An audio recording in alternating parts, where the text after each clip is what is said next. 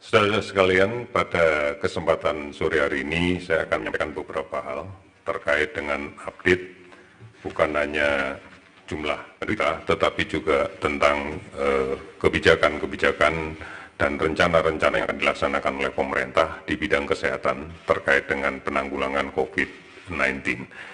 Yang pertama tadi di siang hari kami sudah bertemu dengan Persi, Persatuan Rumah Sakit Seluruh Indonesia, dan kita mendiskusikan beberapa hal. Di antaranya adalah peran sektor swasta. Ada 3 rumah sakit swasta yang sudah mendedikasikan seluruh kapasitas tempat tidurnya dengan total sekitar 300 tempat tidur untuk penanganan kasus COVID-19. Di antaranya adalah Rumah Sakit Siloam Kelapa II, Rumah Sakit Mitra Keluarga Jati Asih, Rumah Sakit Hermina Kerawang. Ketiga rumah sakit ini nanti hanya akan didedikasikan untuk merawat semua kasus COVID-19. Sementara kasus-kasus yang lain akan dipindahkan ke rumah sakit yang lain. Kemudian juga jejaring laboratorium yang bisa digunakan untuk melakukan pemeriksaan virus COVID-19 ini adalah jejaring laboratorium Siloam, jejaring laboratorium Kalbe, dan jejaring laboratorium Bunda Group. Ini yang menggembirakan untuk kita, sehingga diharapkan dengan cara ini maka deteksi dini, penemuan cepat kasus dapat dilaksanakan dengan maksimal. Kemudian Rumah Sakit Asosiasi Rumah Sakit Swasta dan kemudian Perhimpunan Rumah Sakit Seluruh Indonesia memiliki komitmen yang tinggi untuk mendedikasikan seluruh sarana prasarananya untuk digunakan oleh masyarakat di dalam kaitan untuk mendapatkan layanan rawatan, layanan pemeriksaan COVID-19. Ini dengan cara menyiapkan sarana prasarana yang ada, kemudian termasuk laboratorium untuk pengambilan sampel. Sehingga kita tidak lagi terpaku pada rumah sakit rujukan yang ditentukan, tetapi sektor swasta secara besar, secara bersungguh-sungguh akan ikut melaksanakan. Kemudian di dalam pertemuan tadi juga saya sudah mendapatkan berita baik bahwa staf Rumah Sakit Mitra Keluarga Depok, di mana kasus 01 dan 02 dulu pertama kali dirawat di sana, dan kemudian mereka memiliki singgungan langsung yang dekat sebanyak 71 orang, sudah selesai melaksanakan masa observasi karantina selama 14 hari, dan alhamdulillah seluruhnya sehat dan tidak ada satupun yang positif. Saat ini mereka seluruhnya sudah kembali berfungsi dan melaksanakan tugasnya seperti hal-hal yang sebelumnya. Oleh karena itu ini menjadi sebuah berita baik untuk kita, sehingga pelaksanaan pemeriksaan akan dilaksanakan di semua fasilitas rumah sakit swasta yang memang sudah dari awal memiliki komitmen untuk melaksanakan. Kemudian yang kedua, kami tadi juga rapat di pagi hari bersama Menteri Kesehatan dan seluruh jajaran untuk mulai melakukan kajian terkait dengan rapid test seperti apa yang dilaksanakan di negara lain. Perlu dipahami rapid test ini memiliki cara yang berbeda dengan tes yang selama ini kita gunakan. Karena rapid test akan menggunakan spesimen darah, tidak menggunakan hapusan tenggorokan atau hapusan kerongkongan, tetapi menggunakan serum darah yang diambil dari darah. Salah satu keuntungannya adalah bahwa ini tidak membutuhkan sarana pemeriksaan laboratorium pada biosecurity level 2. Artinya ini bisa dilaksanakan hampir di semua laboratorium kesehatan yang ada di rumah sakit yang ada di Indonesia. Hanya permasalahannya adalah bahwa karena yang diperiksa adalah imunoglobulinnya, maka kita membutuhkan reaksi imunoglobulin dari seseorang yang terinfeksi paling tidak seminggu. Karena kalau belum terinfeksi atau terinfeksi kurang dari seminggu, kemungkinan pembacaan imunoglobulinnya akan memberikan gambaran negatif. Hal ini harus diiringi dengan pemahaman yang didapatkan oleh masyarakat tentang kebijakan isolasi diri. Karena pada kasus yang positif dengan pemeriksaan rapid test dan kemudian tanpa gejala atau memiliki gejala yang minimal, ini indikasinya adalah harus melaksanakan isolasi diri, dilaksanakan di rumah. Tentunya dengan monitoring yang dilaksanakan oleh puskesmas atau fasilitas kesehatan terdekat yang sudah disepakati bersama. Oleh karena itu, tanpa kesiapan untuk memahami dan mampu melaksanakan isolasi diri, maka tentunya semua kasus positif akan berbondong-bondong seluruhnya ke rumah sakit. Padahal belum tentu membutuhkan layanan rawatan rumah sakit. Kita harus memaknai kasus positif dari pemeriksaan rapid ini dimaknai bahwa yang bersangkutan memiliki potensi untuk menularkan penyakitnya kepada orang lain. Oleh karena itu yang paling penting di dalam konteks ini adalah bagaimana melakukan isolasi diri. Petunjuk, pedoman tentang bagaimana melaksanakan isolasi diri sudah kita buat. Pada tahapan ini perlu melakukan sosialisasi dan kita bersyukur bahwa sudah ada launching dari BNPB terkait dengan informasi-informasi yang bisa kita jadikan satu. Oleh karena itu kami berharap bahwa masyarakat juga semakin tenang, semakin memahami tentang apa yang harus dilakukan dalam kaitan dengan penanganan ini. Kemudian yang berikutnya, yang ketiga, bahwa perkembangan secara keseluruhan memang pada saat ini sedang akselerasi untuk menjadi semakin naik jumlah penderita. Ini kita maklumi dan ini juga menjadi gambaran yang lazim di beberapa negara lain terkait dengan fase-fase awal dari munculnya kasus positif COVID ini.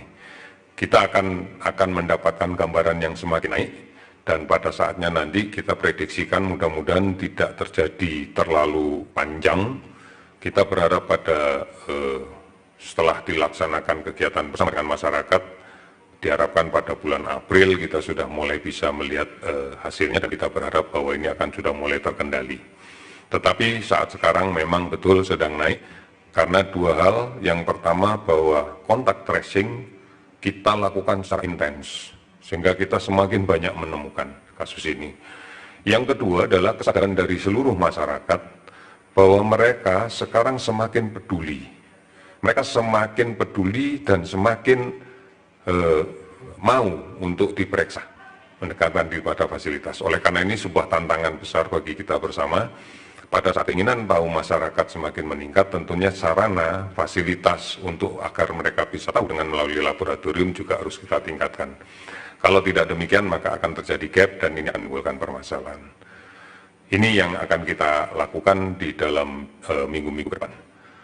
Kemudian saya lanjutkan lagi, beberapa waktu yang lalu kita sudah melakukan pemeriksaan COVID-19 pada beberapa pejabat tinggi negara, bahkan juga perangkatnya. Sekali lagi, pemeriksaan ini adalah sifatnya general check-up. Oleh karena itu, bukan hak kami untuk merilis, karena hasil general check-up adalah hak dari masing-masing personil yang kita periksa. Oleh karena itu hasilnya sudah kami berikan kepada masing-masing yang bersangkutan dan beliau juga sudah tahu apa yang harus dilakukan menyikapi dari hasil yang diberikan. Kami tidak akan pernah mengungkap tentang hasil ini karena ini sifatnya adalah general check-up. Kecuali kalau pasien, penderita, memang kita akan hitung itu. Oleh karena itu ini harap dipahami, ini bukan masalah apa-apa, tetapi memang prosedurnya seperti itu. Ini adalah satu general check-up yang harus kita laksanakan bersama-sama. Kemudian yang terakhir, kami akan menyampaikan tentang perkembangan kasus positif yang kami catat dan kemudian akan kami laporkan pada periode tanggal 17 pukul 12.00 sampai dengan tanggal 18 Maret pukul 12.00. Ini pelaporan kami memang menggunakan rincian waktu seperti itu. Kemarin sampai dengan pukul 12.00 tanggal 17 sudah kami laporkan ke masyarakat semuanya bahwa total kasus kita adalah 172. Pada perkembangannya tanggal 17 setelah pukul 12.00 sampai dengan tanggal 18.00 ada beberapa penambahan yang cukup signifikan yang kami rincikan sebagai berikut. Di Provinsi Banten kita menemukan lagi 4 kasus positif. Di daerah istimewa Yogyakarta kita menemukan 1 lagi kasus positif. DKI Jakarta kita temukan lagi 30 kasus positif. Jawa Barat kita temukan 12 kasus positif, Jawa Tengah 2 kasus positif, Sumatera Utara 1 kasus positif, Lampung 1 kasus positif, Riau 1 kasus positif, Kalimantan Timur 1 kasus positif.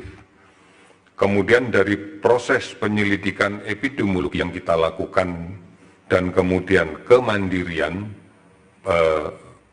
yang bersangkutan, jadi ini bukan pasien rumah sakit yang datang dan kemudian kita periksa, kita temukan ada 2 kasus positif. Sehingga pada periode 17 Maret pukul 12 sampai 18 Maret pukul 12 ada penambahan sebanyak 55 kasus positif. Sehingga total keseluruhan sampai dengan sekarang, sampai dengan kami melaporkan data pada pukul 12.00 hari ini adalah 227 kasus positif. Kemudian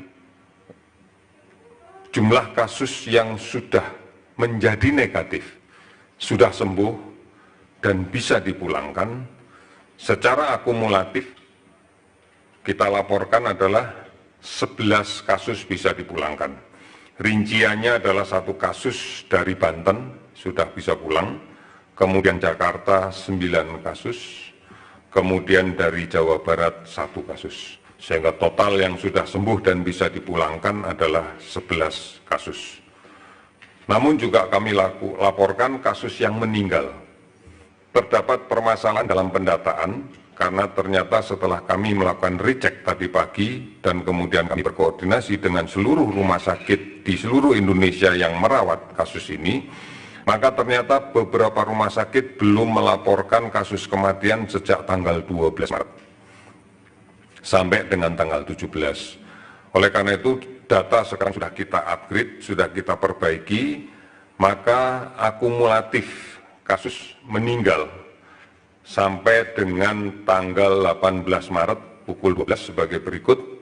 Untuk Provinsi Bali ada 1 yang meninggal, Provinsi Banten ada 1 yang meninggal, DKI Jakarta ada 12 yang meninggal, Jawa Barat ada 1 yang meninggal, Jawa Tengah ada 2 kasus yang meninggal, Jawa Timur ada 1 kasus yang meninggal, Sumatera Utara ada 1 kasus yang meninggal, sehingga total kasus yang meninggal keseluruhan adalah 19.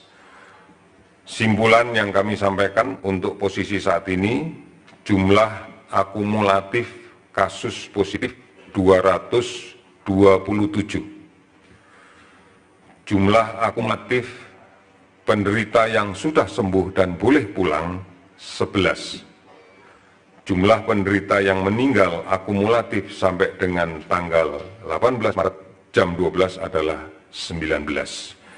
Ini data terakhir yang kita miliki dan besok akan kita upgrade lagi data ini, dan data ini pun juga nanti akan bisa dilihat pada website yang sudah disiapkan oleh BNPB.